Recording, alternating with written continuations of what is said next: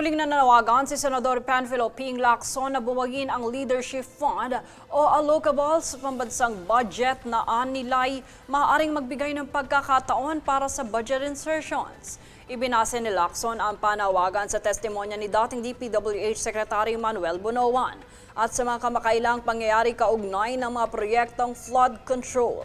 Ayon kay Bunoan, pinagsasama ng DPWH ang mga hinihiling na proyekto ng mga mambabatas para maisama sa National Expenditure Program.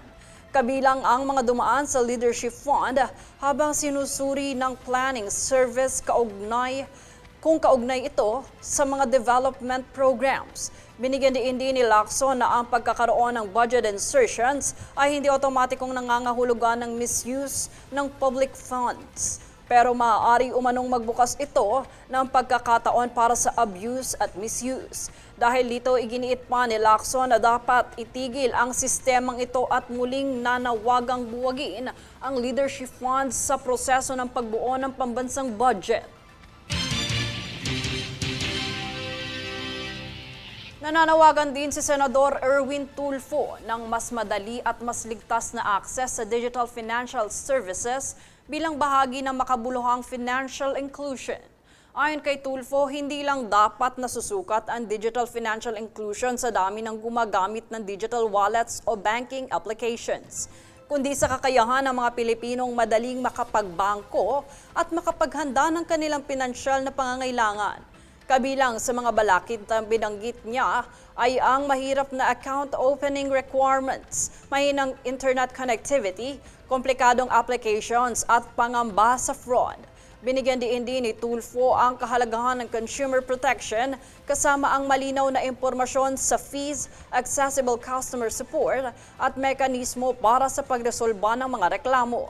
Ayon pa sa Senador, dapat magtulungan ang mga bangko, e-wallets, fintech companies, telecommunications providers at regulators upang maging mas accessible, naiintindihan at kapakipakinabang sa mga Pilipino ang digital financial services.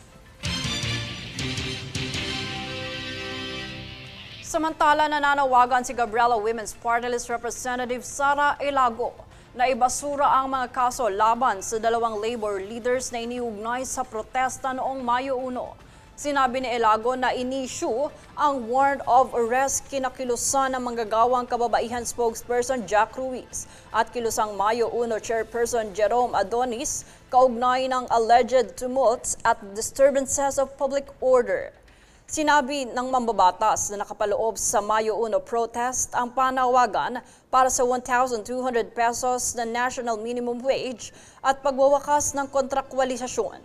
Ayon pa kay Elago, ang mga kaso na ito ay bahagi ng pagpapatuloy na panawagan ng mga manggagawa para sa mas mataas na sahod.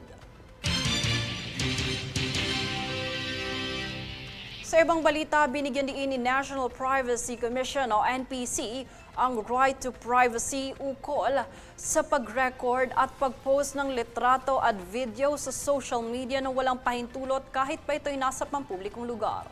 Ayon sa NPC, hindi nawawala ng privacy ang isang individual kahit siya ay nasa public space. At sakop ito ng probisyon ng Data Privacy Act of 2012. Paglilinaw naman ito, magkaiba ang pag-record sa pag-post dahil maaaring kumuha ng litrato o video kung may sapat na batayan gaya ng seguridad, dokumentasyon, balita o pansariling gamit na may lehitimong layunin. Ngunit ibang usapan na nila ang pag-post ng muka at pagkakakilanlan na itinuturing na personal na data sa ilalim ng batas kung walang pahintulot o consent, lalo na kung may kaugnayan ang ipinuos sa pampublikong interest. Manatiling nakatutok para sa higit pang mga balita sa pagbabalik ng News Force.